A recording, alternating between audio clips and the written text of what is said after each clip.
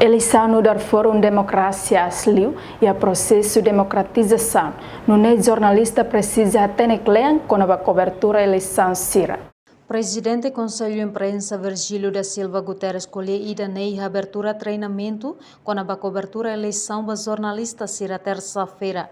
Lorenzano Loresin Walu fulang outubro tinang ne e a Salão Cruz Vermelha de Lei.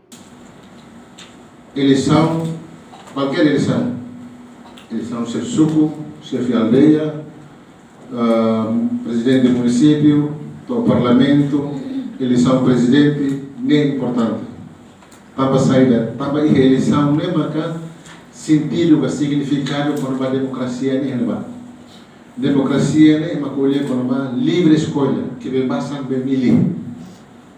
Então nem marca ita sai testemunho a torre cidadão ida livremente expressa minha escolha. Nia dehang media sai testemunha ba cidadão ida livre expressa nia noing ba buat rumah nebe senti diak bani moris. Nós tem que los e nia fontes ne sei que tem que los.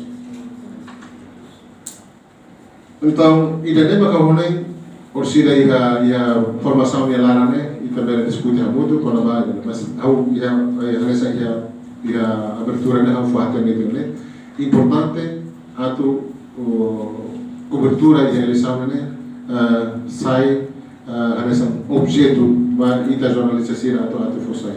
Eleição sai objetivo importante para cobertura também jornalista laia partido, serviço imparcial no profissional.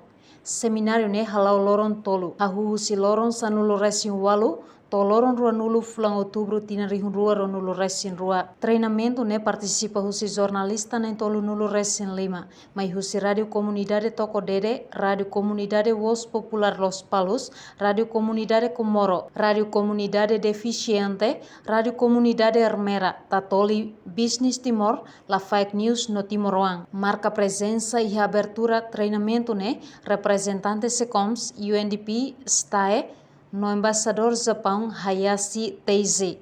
Reportagem Prisca Sara Marciana Amaral, Televisão Timor Post.